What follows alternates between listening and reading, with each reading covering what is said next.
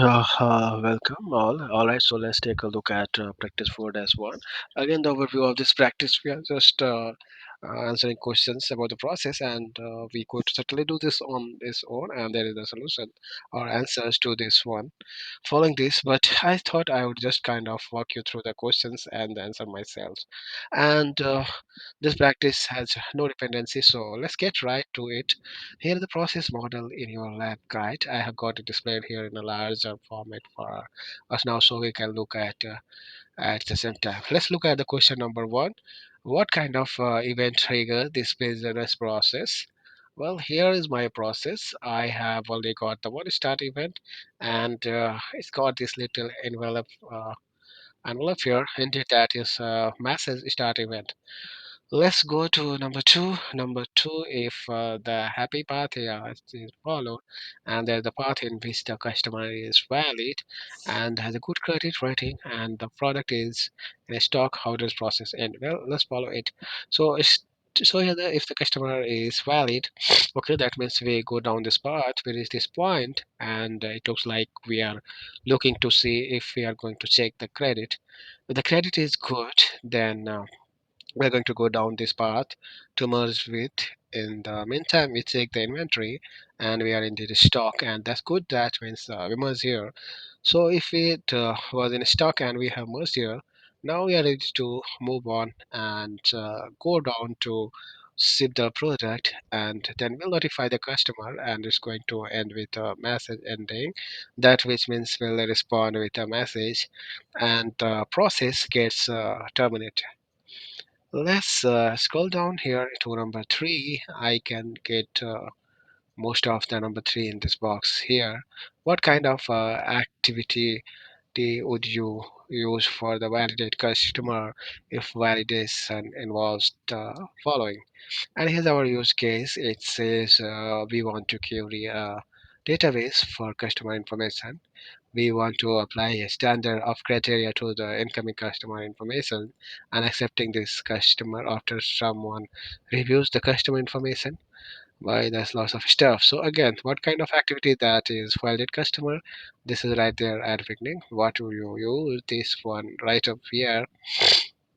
Well, I would probably, since all that needs to be done, I would want to make sure that we could have enough information for querying the database within here. I would need to have some sort of service task, maybe using database adapter for the applying a standard criteria for the incoming customer information. Maybe I would add a business rule task. You are going to wait for minute to have it. You only got one task.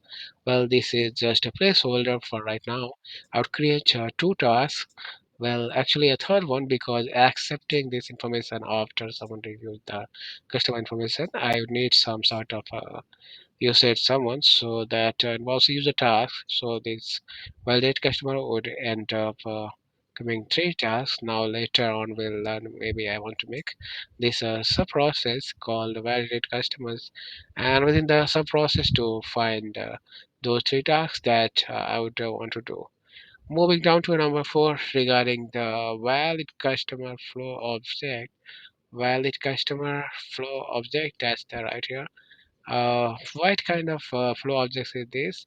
Well, we know that an exclusive gateway because of the graphic you will, and we can see if it is a default path and the conditional path here. Which is the default path? Well, we just look at right here or going straight on. What kind of flow object is end one? Well, end one, if you remember that configuration is one of those terminate flow object. So that terminate end, if you will, which means if he has not valid and we create it to here, we're done. If we want to go the whole process is forward with D, what happens if the path to end one is taken? Well, I already answered that question. The process is going to end. All right, let's scroll down here to number five. Questions five regarding the process order flow object. Process order of flow object. Right here, this one right here. What kind of objects is this? Well, if you really call this, That's going to be a beginning of parallel gateway. And by the way, here is the end of that parallel gateway over here. Isn't that interesting how far away that is? In this case, that's how long the parallel gateway lasts be, or both check credit card and the check inventory perform. Let's answer that first part approach. Well, yes, that's they both were performed, and of course, our type they perform in sequential or parallel. So yeah, they are both performed, and because of it is a parallel branch, they are done in a parallel. Let's just scroll on down to question C. Continuing, if I say, what is the advantage of performing check credit and check inventory in a parallel? Well, I think we could argue that one of the advantage is if we do them in a parallel, we can get the whole water process more quickly.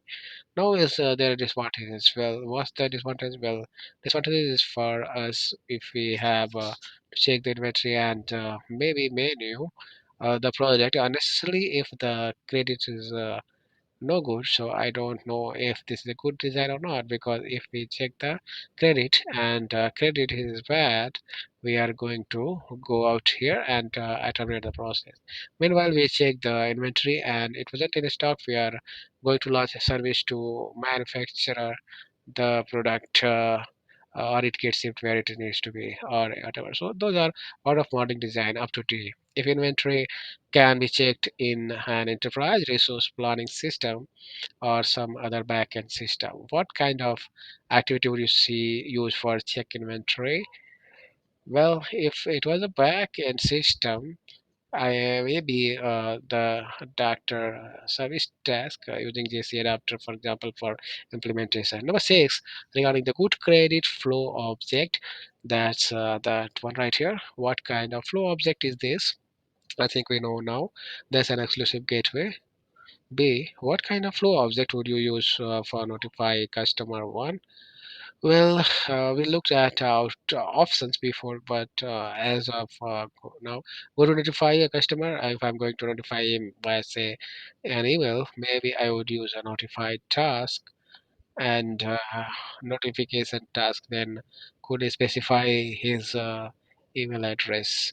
See if the path two and two is taken, does the reset the process such as checking inventory, possibly manufacturing if necessary, and shipping proceed? Well, you tell me, what do you think? Well, it's going to have to be no. Why? Because this is an terminate, and which means not only does the token end, but the entire process ends. So the answer would be no. Number seven, regarding the manufacture product flow object, that's the manufacture project right here. Under what circumstances does this process token reach this task list? All of the conditions. Well, first of all, the customer has to be valid. That has to be true. And this point, the product has to not be in stock. And we'll go to this part. Rename is at least two different types of tasks or activities that you might use here and describe how each would apply and why. So the solution provides one answer and we'll talk about that there. One options that you might have based upon what we know is we could have maybe a service task to invoke some remote system or web service that provides that sort of service. Maybe it's a user task that involves a human being to now do something manually and build a visit, whatever it happens to be.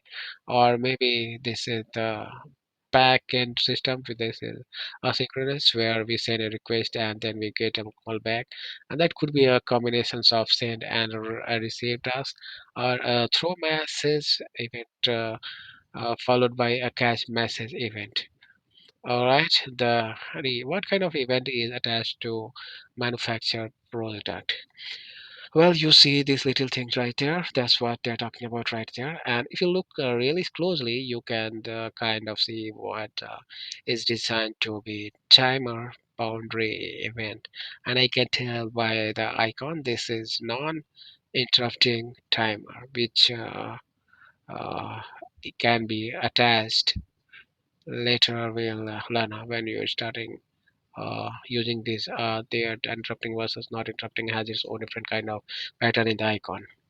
And our final here, if the broader event is triggered, does the rest of the process, such as checking credit, shipping the product, and notifying the customer, proceed of here right up there.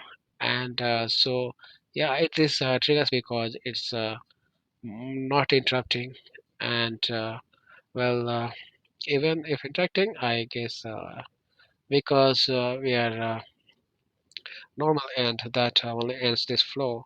It doesn't end the entire process, and so that it's complete now. Practice 14 dash 1. Thank you.